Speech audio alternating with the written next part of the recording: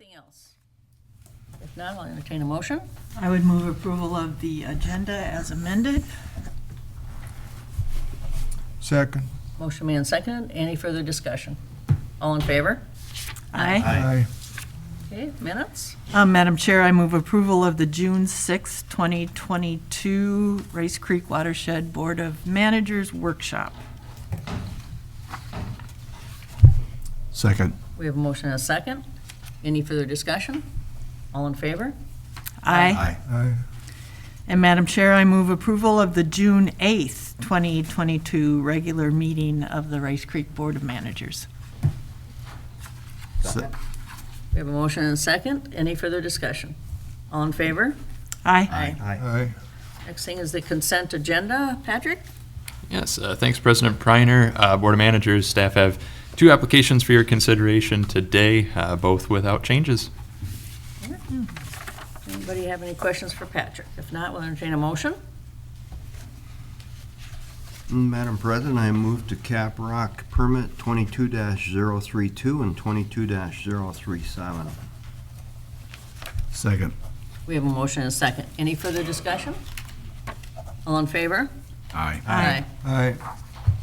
Patrick, your Yeah. comments? President Preiner, thank you again. Yeah, just a quick update. I'm sure the Board of Managers are seeing an increase in the amount of 10-day notices being sent out by staff. You get copied on those. So just a quick update. I mean, we're in the middle of summer here now, so it's a busy time for folks, a lot of projects going on, and some of those are work without permit or before they get their permit. So it's an additional workload that staff have to address, but we are taking the time and working with these landowners and informing them of our rules and working with them to get their sites into compliance. So just wanted to address, we're seeing a few of those, but working to address those. Thank you. Thanks for the update here. Open mic. Anybody in the audience like to speak? Other than Kyle. Okay, seeing none, we can add them later if anybody would come in. The next thing we have is our annual public information meeting, and we'll call our meeting to order, the Rice Creek Watershed District Stormwater Pollution Prevention Program. The purpose of the meeting is to provide information to and receive input from the public regarding the district's stormwater pollution prevention program. And I guess the first one will be District Project Manager Axtell will give us a review presentation. Kyle? Thank you, President Preiner, members of the board, members of the public. I don't believe we have anyone here with us today or joining us online, but we do take comments year-round on this, so for those who may watch at home later on YouTube, feel free to contact us if you have questions about this presentation. We're here today again for two purposes here on the agenda. First will be to go through the public information meeting for the district's stormwater pollution prevention program, which is part of the district operations under our municipal separate storm sewer permit with the Minnesota Pollution Control Agency. And once I finish up with this, eventually there will be a board action. Staff will request that the board consider approval to submit our annual report for the 2021 calendar year to MPCA for our SWIP. So I think I'll run through just some slides first here and then finish up with some additional discussion after the presentation. Maybe.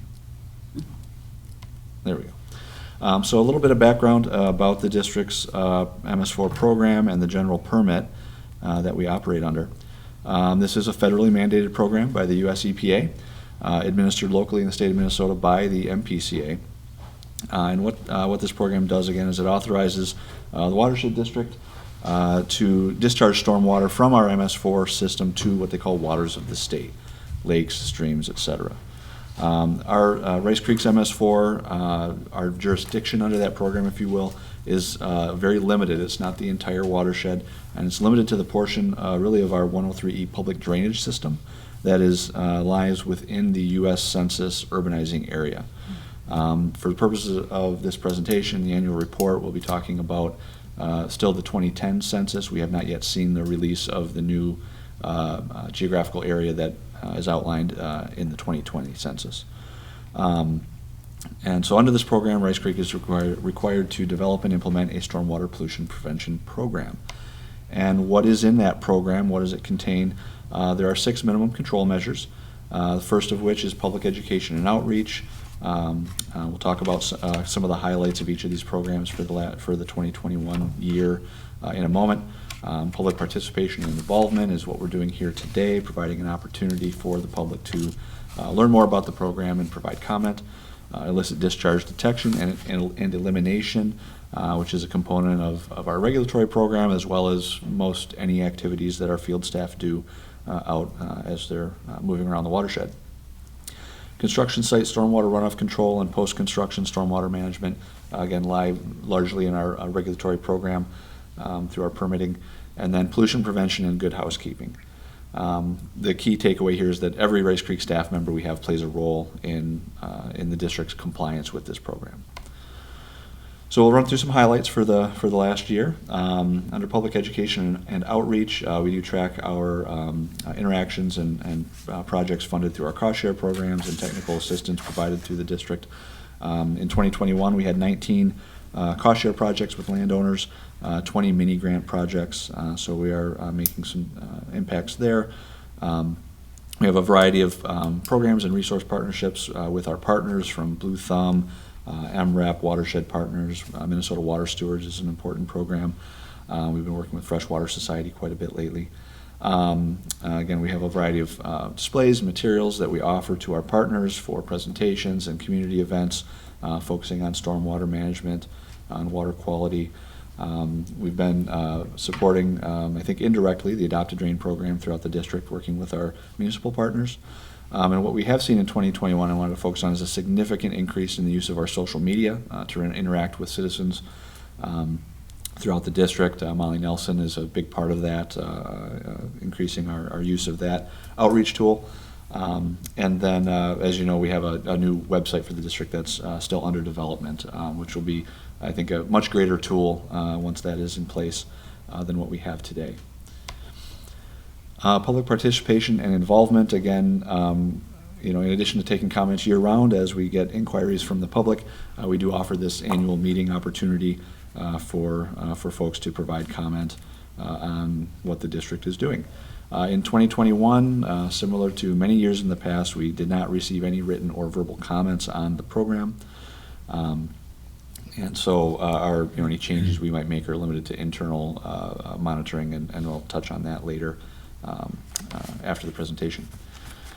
Illicit discharge detection and elimination, again, this is handled in part by our Rule H, which we are required to have an ordinance or control, if you will, prohibiting illicit discharges and connections to our system. Field staff at the district are trained annually. We do that each year to make sure folks know what to look for, how to report something if they see it. In many cases, when we do find illicit discharges out in the field, ultimately they're often traced back to a municipal storm sewer or some other, another one of our partners' MS4 systems. But we do track those back and assist as needed. Again, in 2021, we had no illicit discharges reported or found. And then construction site stormwater runoff control, we're largely looking at erosion and sediment control plans here through our Rule D. Of course, our inspectors are trained to look for and enforce controls on active construction sites. And we just have some highlights from the 2021 year. We had 131 active construction sites in the watershed that were over an acre in size in 2021. Around 400 site inspections were completed on those sites, resulting in 80 violation notices sent. And you can see some of the most common issues that we saw there on sites. And we do have a note here that one of the challenges we have with this, as you're aware, the district has limited useful enforcement actions. When we see something, we can send a notice that there's a violation, work with the site controller. But we don't have the ability to, as staff, to just go out and drop a stop work order on somebody. We need to work with municipalities and other venues to try and achieve compliance in some cases. Post-construction stormwater management, again, this is looking at site design, stormwater management plans through Rice Creek Rule C.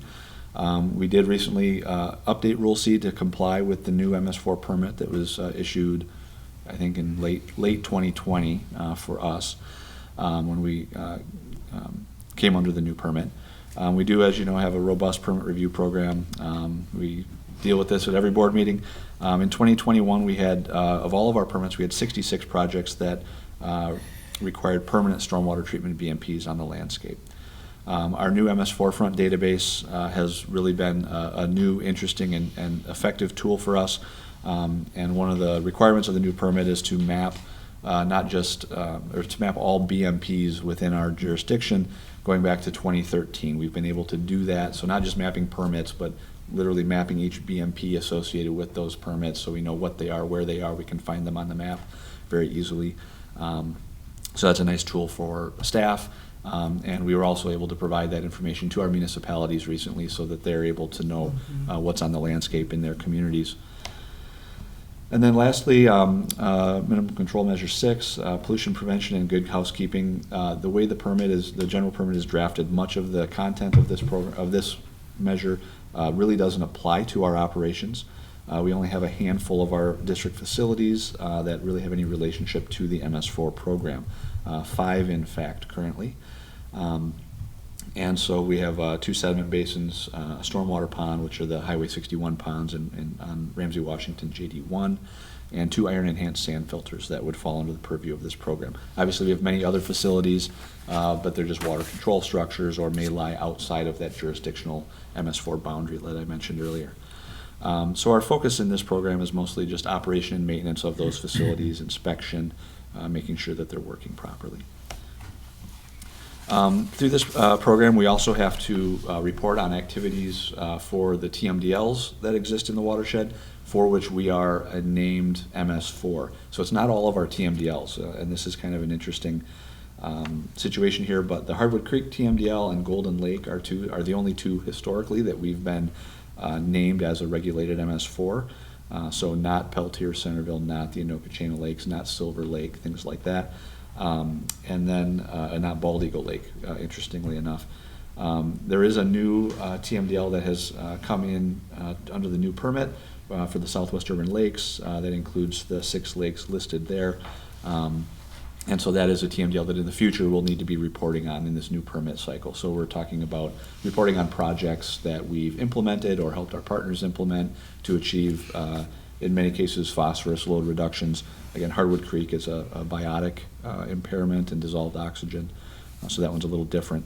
And I believe, as Matt has discussed previously with you, there are a couple lakes on this list that potentially may be removed from the impaired waters list in the future based on improving water quality. So that would, if that were to happen, that would modify what we need to report on as well. And then lastly, I just want to touch a little bit on the future of Rice Creek's MS4 program. We've been talking with MPCA for a little while, last couple of years, and they are currently undertaking a policy analysis to see, to address whether or not the watershed district is or should be an MS4 in the future. And it really comes down to whether our 103E public drainage system are considered waters of the state by Minnesota, or if they're considered an MS4 conveyance. The way state laws and these program, the EPA's guidelines are written, it really can't be both, even though the state has them designated as both. And so PCA is undertaking, again, a kind of a white paper approach to that. They're taking some time with it, so we're being patient, as it doesn't just affect us, but their decision may affect many other MS4 permittees across the state. Counties, other watershed districts in particular. So we await that. There's a possibility that we could be jettisoned from the program. Doesn't mean we're going to stop doing what we do, of course, if that is the case. But again, we'll see where that leads us. It's akin to where we have some of our public ditches are on the impaired waters list for various reasons. And can they be a water of the state that's impaired, or are they a stormwater infrastructure? So we'll see where that leads us.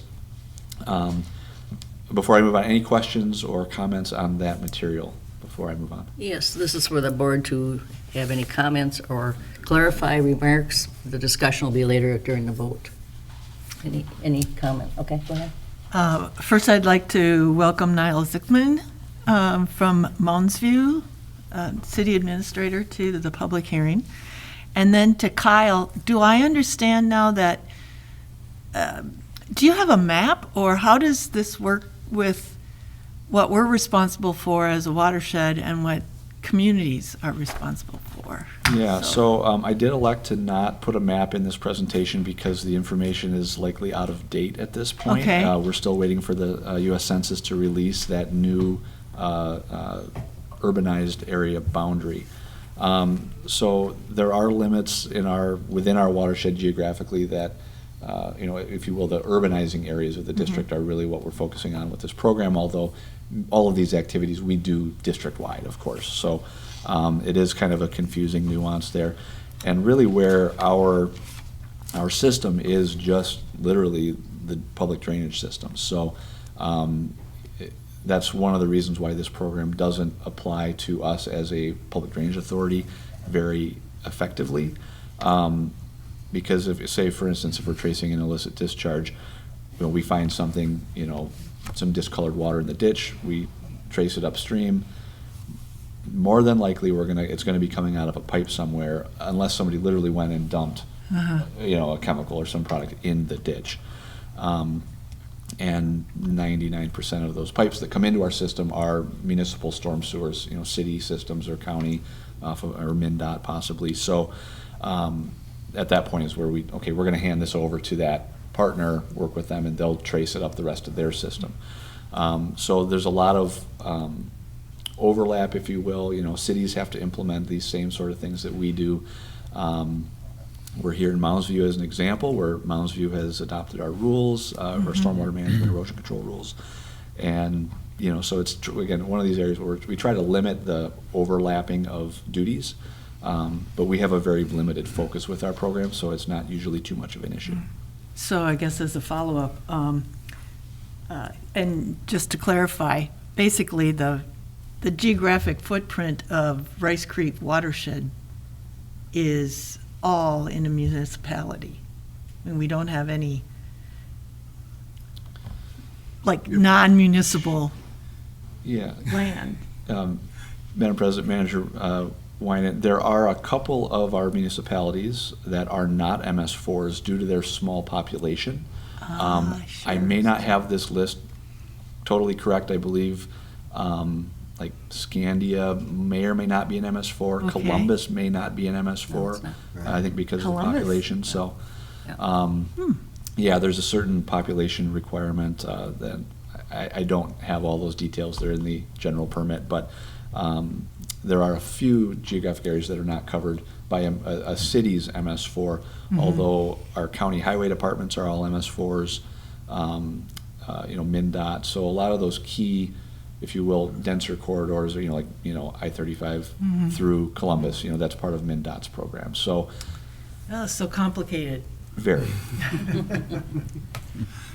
So Kyle, we had 66 BMPs in 1 year.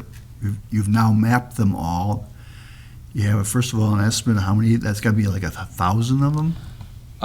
I can actually address that. So we mapped back to 2013, and I'll note there were 66 permits. There were likely multiple BMPs, Okay. for each, in many cases, for each permit. I think when we first looked into that to distribute that information to our municipal partners, I want to say it was something like 1,300 or 1,600, something like that, number of BMPs, and that's just in the last 9 years.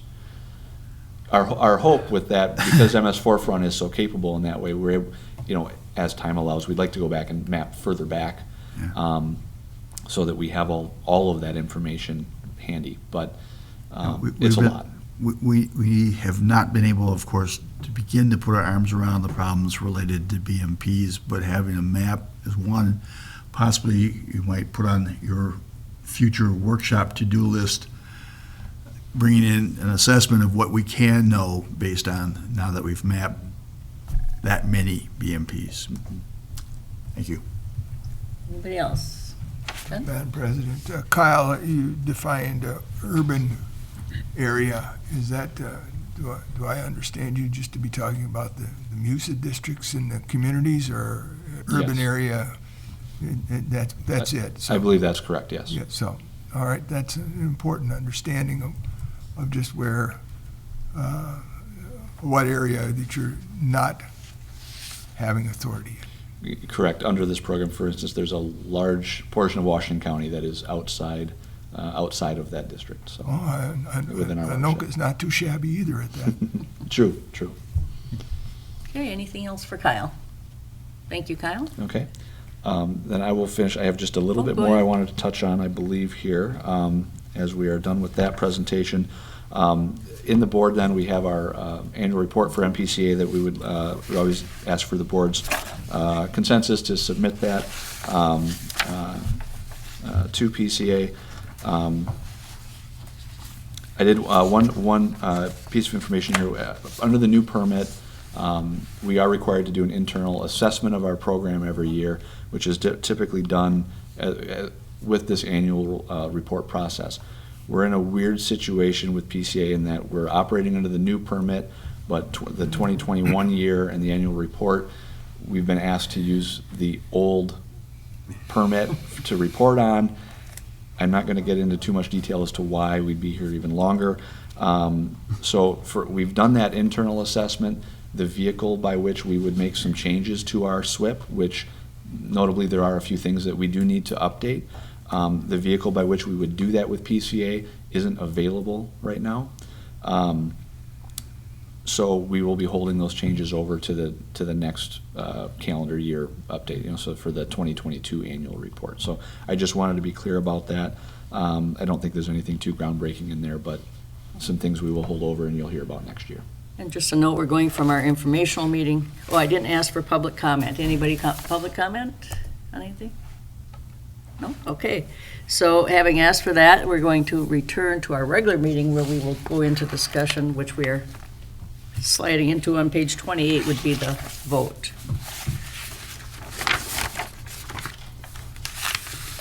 So, Madam Chair, I would move to accept the 2021 MS4 annual permit, or annual report, and direct the administrator to submit the report to the Minnesota Pollution Control Agency.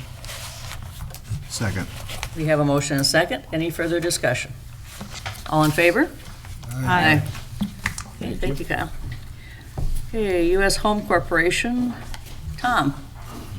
Madam President, you want to ask if we now have a new person, if you wanted public comments? We had previously went to open mic. I did. I didn't know if he wanted to, is he here? No, I Okay. gotta know. Okay. Thank you. Okay, Mr. Schmidt. Madam President, Board of Managers, for your consideration today is the engineer's report for the Anoka County Ditch 72, a petition for a partial abandonment of ACD 72. And previous board action, under previous action by you, you've accepted the petition. You appointed Houston Engineering to create a report. Now they're ready to file their report. It's presented to you in the packet for your consideration. So the next steps are to accept the report, consider it, and then set a hearing date for this proceedings to continue. Can I ask you a question? We're seeing U.S. Home Corporation. Is that then part of Watermark, or is that now another addition to the Watermark project? Or didn't I read that right? It's part of Watermark. It's part of Watermark. It's just Okay. a different name of the developer. Okay, thank you. And then the other names are the co-petitioners. Okay. All right. Questions for Tom? If not, we can have a motion on page 45. Madam President, I move to accept the engineer's report, hold a public hearing on July 27th, 2022 at 9 a.m. during the regular meeting at Mounds View City Council Chambers, and further direct staff to notice the hearing per Minnesota Statute 103E. Second. We have a motion and a second. Further discussion? Hearing none. All in favor? Aye. Okay. Thank you, Tom. Thank you. And now we're going to number 3, which was added in. Sure we get this all correct. Nick, I believe. Yes, thank you, President Preiner. Board of Managers sent to you was a confidential medical leave memo by email and provided additionally to you this morning in hard copy. Certainly, it's important to note that this content is subject to HIPAA. It is confidential and asks that you have due care if there is discussion that you'd like to have. Lewis is with us if you need any guidance in that regard. With that, I think this proposes to move the situation forward, keep us in alignment with the district's policies and look to come back to the board with any results. Okay, we'll have a motion and we'll have discussion. Madam President, I move to approve the return to work plan addendum pursuant to the terms of the Administrator's Memorandum of June 21, 2022.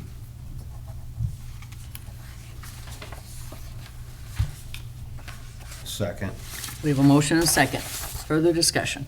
Madam President, I will vote for this morning, but I want to be, because I want to be in the majority, I assume this is going to pass.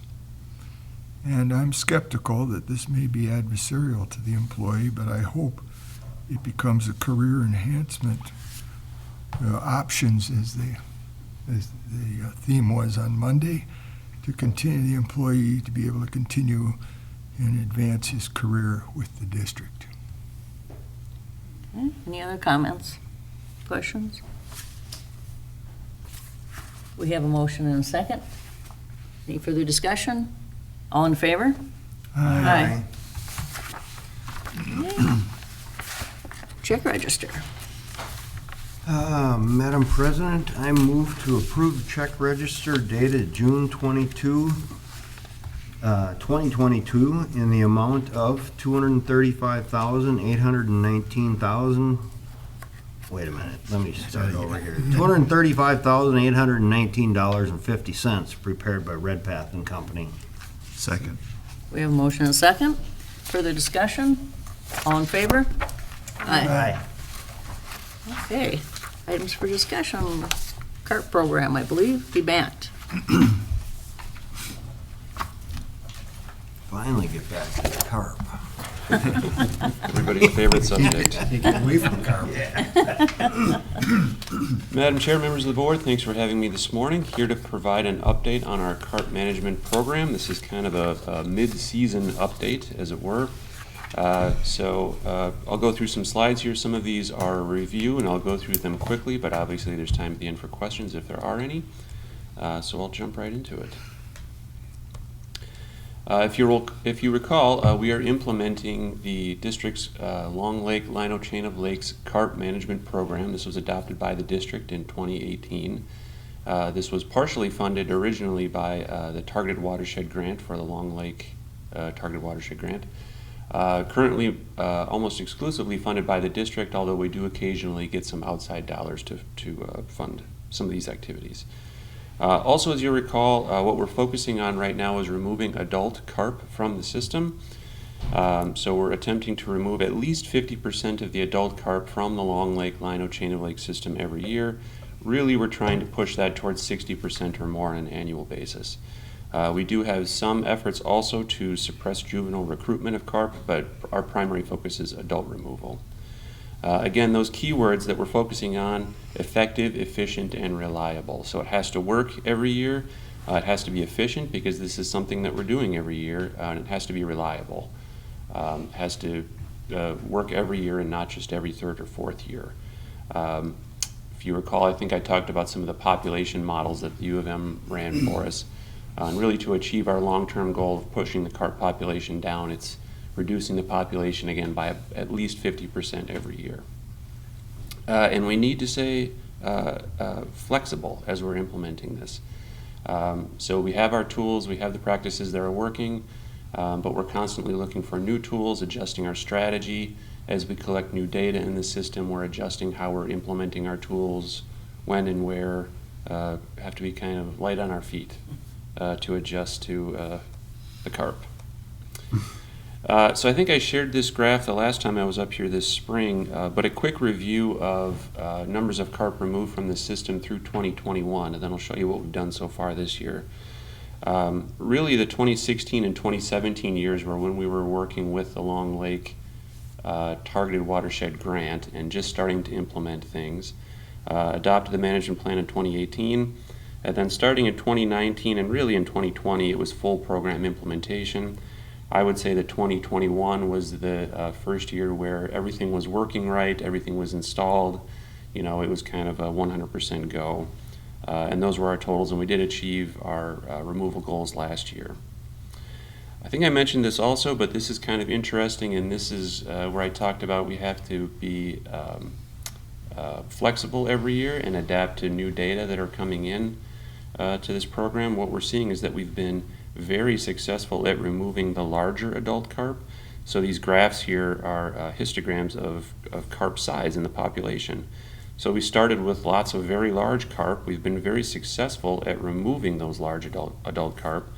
What we're left with now are the remaining population is a bunch of smaller carp from a large year class in 2018. So our management strategy has had to change a little bit, and I'm going to be talking about a new initiative that we're looking at later this year. So you'll recall what we're doing here, trying to intercept carp as they're migrating from Long Lake to the Lino Chain of Lakes. Of course, that's why we call it the Long Lake Lino Chain of Lakes system. This population moves back and forth between Long Lake and the Lino Chain of Lakes. And as they migrate every spring from Long Lake to the Lino Chain of Lakes, we're intercepting them at our management site and trying to remove them. And I think you've seen these photos before, but really quickly, the primary tool that we're using right now is an electric barrier or electric guidance system, EGS.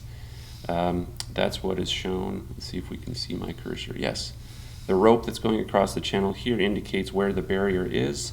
As the carp are swimming from left to right, they encounter the barrier, they won't cross it, but instead they swim into the trap at the bottom of the picture, where they can then be removed from the trap. And in recent years we've incorporated some new tools like a conveyor belt to move the fish up and out of the stream. This still gets chuckles from folks in some other agencies until they learn how many we actually have to get up and out of the stream, and they go, well then, yeah, you do need some larger tools to move that many fish. Again, in 2022, we're using this Neptune system from Procom to capture the migrating carp, and then we're using a separate system inside the trap. You can see some of these buoys and electrical equipment inside the trap to push them into a small area so that they can then come up and out on the conveyor belt. Here's a better aerial view of the whole system. Again, this is the EGS, or the barrier, at the top right-hand side of the screen. So the carp encounter that, won't swim across it, but swim up into the trap. And then we see this Nemo system for aggregating the carp into a smaller area. One thing that we did differently this year, and I don't think I have a photo of it, but what we were doing in 21 is we were trying to push the fish back downstream into a small area for removal. This year we flipped the orientation, taking advantage of the carp's natural tendency to want to move upstream, and instead tried to aggregate them at the upstream end of the trap for removal, and that worked better than it did last year. One concern, and brought this up I think late last year and again this spring, was for water levels. This is the Long Lake sedimentation basin. Didn't look like much of a sedimentation basin last fall. Of course, we were under historic drought at the time. Rice Creek was below 10 CFS, I think, which is historically low. But the concern was that, when spring came around, if water levels were this low, would we even be able to implement any type of removal program in the creek? Luckily, this is a stage graph, or I'm sorry, a hydrograph, a flow graph from the USGS gauge at Rice Creek, just upstream of the carp station. The far left end of the graph, this was right after ice out this year. I mentioned 10 CFS, there it is. If we hadn't gotten a lot of snowmelt runoff and rain this spring, we would not have been able to implement this program. Luckily, we did get the big snowmelt runoff, we did get the rain, and we jumped back up to what's closer to a long-term average for flow. So Luckily, weather cooperated this year. We were able to run the program. So a few photos of the site. Here's this small enclosure where we push the carp into for removal. At times it could seem like there were more carp in this small little area than there was water. These large pens here was when they would come up out, or containers here, when they would come up out of the water in the conveyor belts. They'd be euthanized in these large tanks. I think this was a photo from our record-setting day where they got over 2,000 carp in one day. So that was a record for the past few years. As in last year's, we rented this piece of equipment to move the carp in these large bags from those tanks then to a truck out on the trail to be hauled out. So at this point, I think we kind of have this routine down, and we have all of these steps ironed out, and it's working fairly well. So the numbers. Started out with estimate of a little over 30,000 carp in the system. I'll note that we've seen a pretty high degree of variability in these carp population estimates, and anytime you're estimating the population of an animal in nature, there's going to be a high degree of variability in that estimate. And that's certainly the case here too. It's not to suggest that those data aren't useful, but we kind of have to take them with a grain of salt every year and look at how things are changing long term. But nevertheless, that's our starting point, essentially. Our goal, again, to remove at least 50% of the population. We did do some box netting late last summer, so that comes into effect. Here's our removal for this spring, about 13,600. So last year it was a little over 10,000, so better than last year. Again, a step in the right direction. This 13,600 accounted for about 70% of the total migrating carp population. So not the entire population doesn't migrate every year, but most of them. And as we'll see, some of the population actually migrates to other areas. I'll talk more about that in a second. But 70% of the population that would migrate up to the Lino Chain of Lakes was removed. We also have, and I'll talk more about this too, but plans to remove additional carp later this summer with box netting again. So we're on track, I think, to remove 60 to 70+% of the population this year, if things go well later this summer. So we're in good shape. Things are going well. Go ahead. Matt, so you said 70% of the carp that would have gone up you caught. What happened to the other 30%? Yeah, Manager Bradley, I can answer some of that now. I think I have some photos that talk about it, but the answer to the question is some of the carp, when they encounter the barrier, will just eventually give up and turn around and go back down into Long Lake, which we see is not a bad alternative to capturing them. If they attempt to spawn in Long Lake, research from the U of M suggests that they're not going to have success doing so because the eggs are eaten by panfish. So as long as they're not able to access the Lino Chain of Lakes for spawning, then those fish are not going to be able to reproduce. So some percentage of them turn around, go back into Long Lake, essentially give up. A small portion of them did get by the barrier this year, and I'll talk about that in a second. Oh, right here on this slide. Right now.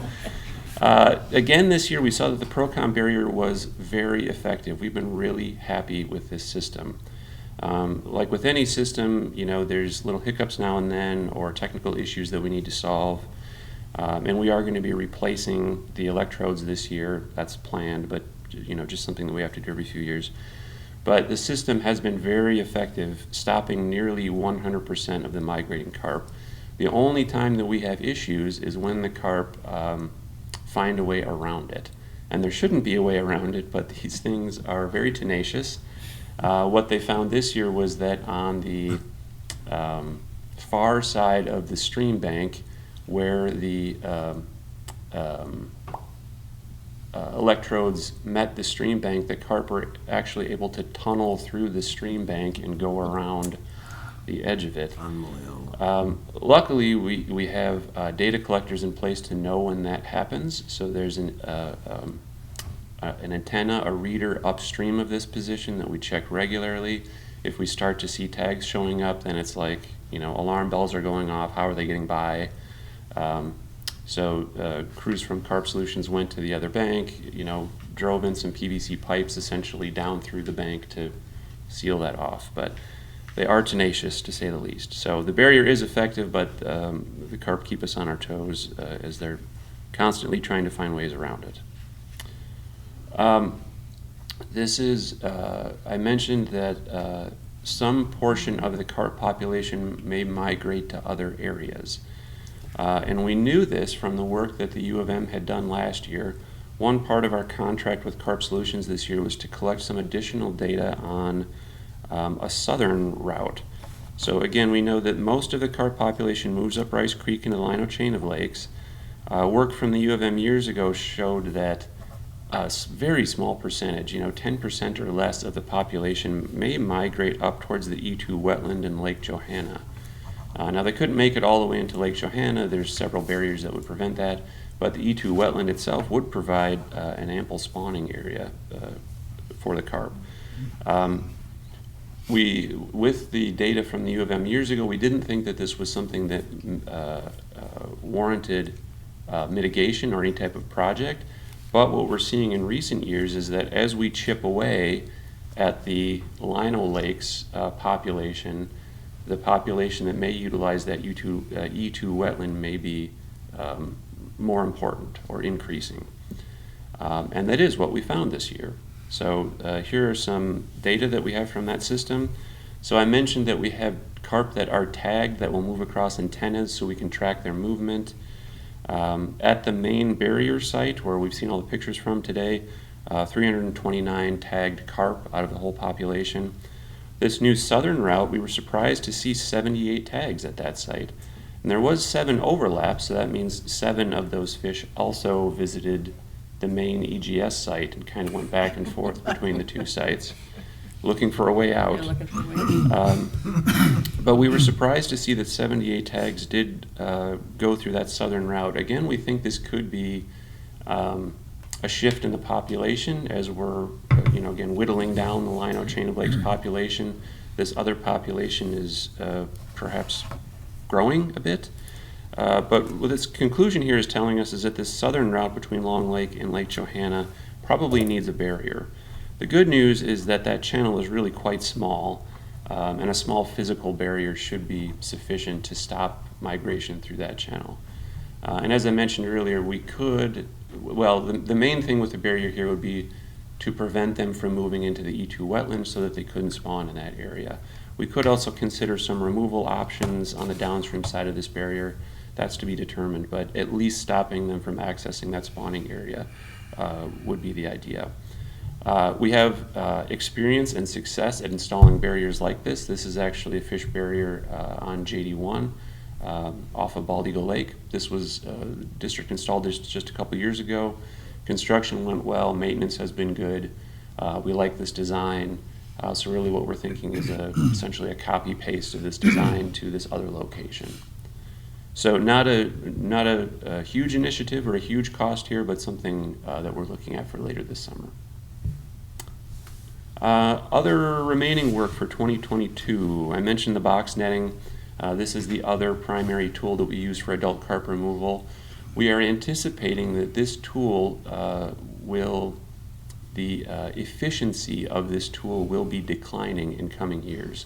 So as the carp population is brought down, the cost to benefit ratio on this will shift, and this will become less and less of a viable tool or a tool that we're going to look at using, and we'll just shift more of the focus then to the EGS site, we think. But for now, it's something that we're planning on doing this year, and we're going to be keeping an eye on the cost to benefit ratio of doing that work. Other remaining work this year, we have population surveys scheduled for Howard Lake and Centerville Lake. We've talked about the focus that we're giving to Centerville Lake in the recent year or two. We don't really have any carp population estimates for Centerville Lake from the past. Knowing about the size of the carp population there, we think is a prerequisite to doing other work like a potential alum project. So we'll be doing those population surveys. I also mentioned again, we're going to be replacing the electrode array at the main barrier site this year. The company anticipated about a 5-year lifespan on those, and it's been 5 years, and it's time. So that was a good estimate. That's something that we budget for about every 5 years to replace those electrodes. That will happen in September of this year. One last note on water quality. Really big graph here from South Long Lake. So we're getting to the point, we think, if this year and next year, if we're continuing to meet our goals and drive this carp population down, we should start to see a response, and maybe a significant response in water quality in Long Lake and the Lino chain of lakes. For the south basin of Long Lake, we have been seeing an improving trend over the past 15 to 20 years or so, and especially with chlorophyll A concentrations. Again, these blue bars, you've seen these graphs before, but the blue bars indicate total phosphorus. The green bars indicate chlorophyll A or algae. We've been seeing both decline over the past 15 or 20 years, and perhaps more so for Rice Lake in the Lino chain of lakes, especially with chlorophyll A. Now, we've seen chlorophyll A dip this low before, 2014, 2015. I think those may have been really low water years, and there was some winter kill that we saw in those systems. But we're seeing some promising signs from water quality in Rice Lake. And we don't have any data yet from this spring. We're still collecting that. But water clarity so far this year in Rice Lake has been surprisingly good. Much better than we typically see for this time of year. Manager Bradley. And you have a solid blue line and a solid green line. Are those goals? What do those represent? Oh, I'm sorry, state standards. Those are the state standards for total phosphorus and chlorophyll A. Yeah, thanks. So again, the blue bar is total phosphorus, so then the horizontal line is the state standard for total phosphorus. The green line is chlorophyll A and the state standard for chlorophyll A. So on South Long Lake, for example, we're approaching the state standard for total phosphorus.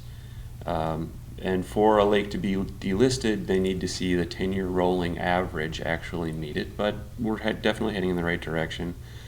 Also heading in the direction in Rice Lake, although what's really encouraging is to see the algae going down. With a shallow lake system like Rice Lake, it is possible to have slightly higher phosphorus concentrations and yet algae blooms below, and not a big issue. Yeah, again, a good water quality, clarity this spring. 1 year a trend it does not make, so we continue to collect the data and we'll report those back. So that's what I had, if there are questions. Thank you, Matt. Questions? Go ahead, Nick. Yeah. Thanks, Matt. Very nice presentation. I had 3 things I think it might be good to touch on, and I'd ask you to respond to them, kind of refresh on things for first-time viewers or to re-ground us. And you kind of touched on in the end, we do this for water quality, but the tie between common carp and water quality would be the first one. What do the carp do that concern us? Sure. Thanks, Nick. Yep. As a refresher, carp are an invasive species, non-native to the United States. Introduced in the late 1800s, they cause really severe water quality problems. So they are an invasive species, but that's not necessarily why we manage them. We manage them because they fuel algae blooms. They can create algae blooms and they can make algae blooms worse.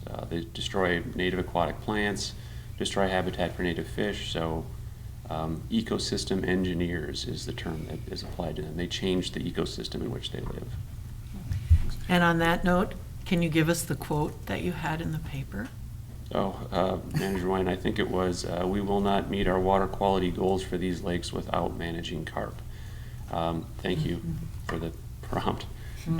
For those lakes, or those systems, like the Long Lake Lino chain of lakes system, where the carp population is as high as it is, which is nearly 8 times the threshold at which it impacts water quality, we won't meet our water quality goals without managing common carp. Okay.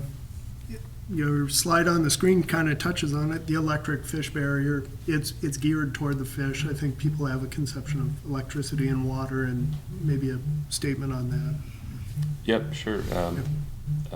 Leave it President Pryor, alone, right? Yeah. The barrier that we're using here from Procom is a low voltage barrier.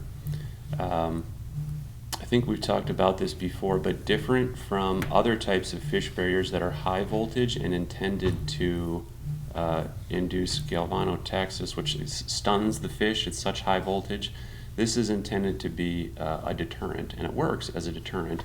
But because it is low voltage, less risk to the public, not a lot of risk to native fish. Am I answering your question, Yes. Nick, or am I getting Yeah, at I it? think just clarity to folks that we're aware of the connection between electricity Water and and water electricity. and the safety there. And Thanks. my next item, you touched on there, the native fish, and if they encounter the barrier or why the timing of the migration and such isn't detrimental to native or game fish stock and that sort of thing. Yep, thanks. So we get lots of questions on this. What about the native fish passing the barrier? Are they also captured or removed or harmed? The answer is an unequivocal no. Because of the timing, northern pike have essentially all migrated, or most of them have migrated prior to the carp spawning run. We do see some northern pike, but any bycatch, whether it's northern pike, we see a few largemouth bass, 5 or less of walleye every year. Those are, if they are captured, are just returned to the creek upstream of the barrier. So we see very little bycatch, but those that are captured are removed back into the system unharmed. Thank you. Marcy? I've had the opportunity to be by that site numerous times, so I do have a couple of questions here. One is, how was the vandalism this year? It looks like there's more fencing around it this time around. Oh, yeah, President Pryor, Manager Wine, I should have had a photo of the new fence that we have up at our site. I apologize. We did install a new security fence around the site this year. That has been a vast improvement. We had a temporary security fence previously. I think I was here earlier this spring to renew the access agreement that we had with Ramsey County. That is now done, and we're good for 20 years at the site. So they approved the installation of a new permanent security fence. That has made a huge improvement at security at the site.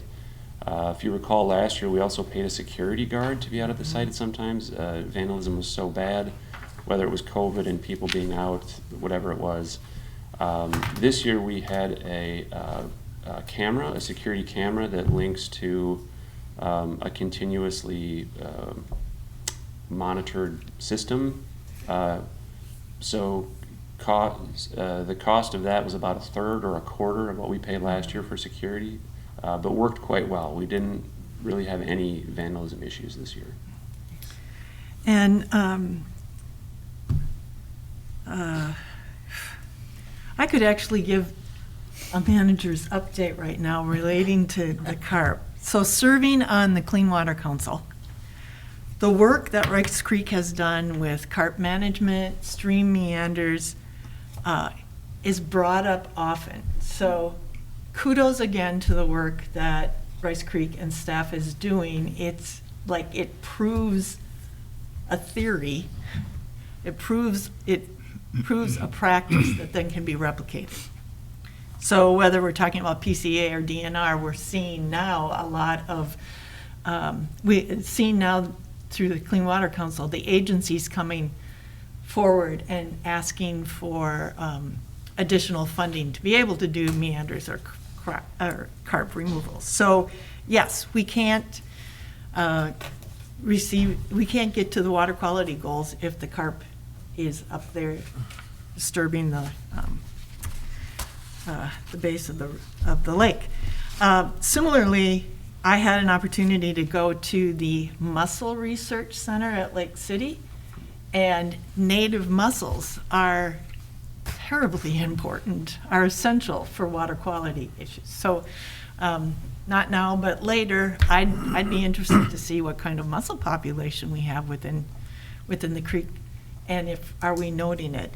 And then a third issue are those wave boats, that if you get rid of the carp, but the wave boats are doing similar damage to, the bottom of the lake, we're not finding ourselves progressing here. So thanks a lot. This is tremendous. And needless to say, it gets a lot of chatter. I would suppose it's Mounds View residents, New Brighton residents, and anybody who walks that park trail. Anybody else? Questions for Matt? Comments? Madam President, Matt, thank you for the update on this program. We've been working on it quite a long time. I think we started this back about 12 or something like that. Or we were sending some of them out before, and it's come along. And really, I guess I think about it over the years, it dawned on me that maybe would you correct me if I'm wrong. This is kind of a soil erosion program for underwater, isn't it? I mean, we make sure, we always see people going out on the site to bare soils and they put up the plastic and, we put on the stormwater ponds to catch any of that and that's for the dry surface. But this is really prevent the removal of vegetation underwater so we don't have soil erosion. Is that a fair way to look at it, or? Yeah, President Priner, Manager Waller, I'd say definitely for one aspect of the carp impacts, it is, yes. There's multiple ways that they impact the environment, but one of them is as you described. Yes, Yes. because that exposes the granular and also the dissolved phosphorus levels. And the second thing is, this is a more natural way to improve water quality. It doesn't involve any chemicals in it. We remove this very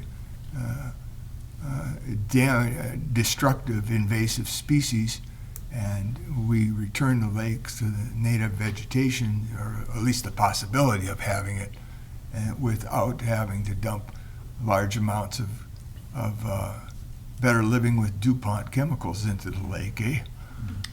Yeah, President Priner, Manager Waller, I'd say this is no chemicals are involved. That is true.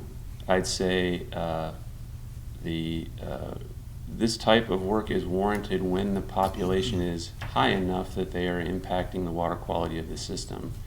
There are many other parts of Rice Creek where the carp population is small enough that they have no impact on the ecosystem which they inhabit.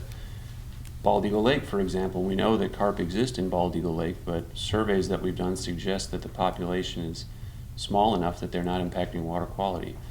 Likewise with White Bear Lake, I know they've been noted at the outlet of White Bear Lake in recent years when water was flowing out. People were surprised to learn that carp live in White Bear Lake. They do. They're just at a small enough density that they're not impacting water quality there. And finally then, one of the ways to make certain that carp are is controlled so that they don't impact the water quality or cause the soil erosion issues is to have the monitoring, because without the monitoring you don't know what the population is. I mean, you're able to say, well, bald eagle's got a small one. So there's a constant necessity for this program. It's not just a one and run. It's something that's a continuous part of the watershed plan. It's necessity, because even though the population might be small in bald eagle at the moment, without vigilance of looking at it and monitoring it, it could grow with us, as we're finding out, for example, over that other outlet in Long Lake. Is that fair to say about this program? Yeah, President Priner, Manager Waller, 100% agree. I would even take it a step farther and say, in order to, the data collection that we do, the population surveys, are necessary to diagnose if there is a problem at all. Are the carp population at a high enough density that they're causing a problem? But even more so, if they are causing a problem and you're thinking about embarking on management, what is your management strategy going to be? So Manager Weina talked about this management program may be generating some chatter. When people contact me to ask about the carp program, I always emphasize the importance of building the management plan first with the information to know about the population size, if they migrate, where they migrate, how often, are they successful in reproducing every year or not. All of those bits of information are necessary in order to develop an effective management plan. Well, thank you for your work in this, Matt. And I hope we can look at some of the other studies that were done that we've used from other places and in the continuance of this program and in our plan. Anything else for Matt? Thank you, Matt. Thank you. Okay, the next thing is our staff reports. Anybody have any comments or questions on any of the staff reports? Once again, very informative. Very nice, yeah. So that's been, and then our July calendar. Any questions on that or additions? I don't know that we're having anything different. There'll be 3 meetings in the month of July.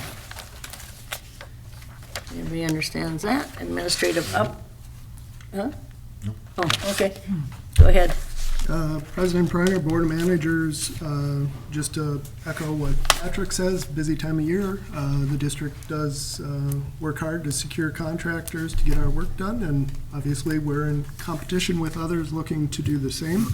But we are getting things accomplished in the growing season. I hesitate on, but I will proceed and make a statement here. I heard a comment from Manager Waller that the memo on today's agenda was perhaps adversarial in nature. I'd like to just state that it couldn't be farther from the truth. It's not a malicious idea here. It's a direction, the best effort to the district as a public entity. I've worked with the board as best possible to create that, and the consultants that we've engaged to provide that guidance to us. So I'll leave it at that. And I'll note that today we have our staff engagement team building exercise this afternoon. So I'm looking forward to that, and I think it will be productive. Good. Thank you, Nick. Any questions for Nick? If not, managers' updates. Manager Waller? Yes, Madam President, I won't take any rebuttal here to the administrator's comments about item number 3, the medical leave, but the way I read the paragraph makes me skeptical about it. But on a more positive note, I want to point out that this is, there's going to be on July 20th, the Washington County Consortium meeting group, along with others, are going to have a cruise from Hudson at 5 p.m. Up the Scenic St. Croix. This is the 50th year of the Scenic St. Croix, and all those are invited. I would encourage all the board members, if it's possible, to take the time to go down there. There'll be many, many people. This is a large boat. I've been on this before with Manager Hockey, and it's an occasion of the 50th year. I would even encourage that the district pay the staff, and they have a ticket on it. I think that's an important item. I believe the boat's going to go above Stillwater Bridge this year. I mean by Stillwater Bridge, the lift bridge. And so a unique opportunity to see that scenic part of the St. Croix. Second, after Monday's meeting, it came to my mind that we had a practice, which we haven't had for a couple of years, obviously, because of the COVID situation, that when employees left our organization, and hired a new employee, we generally had a lunch over at Applebee's. It wasn't in the office, and it was people went over and they ordered off the lunch menu, and we had a big table, and I've been to several of these over the years, and I noticed we haven't been to them lately. And to use the administrator's language, as I reminded him, he said, well, it's team building. Well, I wouldn't have used that. I would have just said it was nice to go over and have lunch and not in the office. And it gives a different atmosphere, just as the boat cruise does also. Mm-hmm. It's, so I would encourage that this afternoon that you have go to Applebee's for lunch, if it's still possible. But anyways, that's That's we had that practice, and I certainly would not object to seeing it reinstituted. I know in the past, you and I, President Reiner, have attended those, and we haven't had them for a while. And it's a good thing to do. And Applebee's isn't that far from the office. It's just across the parking lot. Okay. Manager Weiner? Okay. I gave mine. Okay. Manager Bradley? No, nothing. Manager Wageman? I have nothing. And I have nothing new, so we need a motion. Move to adjourn. Second. Motion made and seconded. Any further discussion? All in favor? Aye.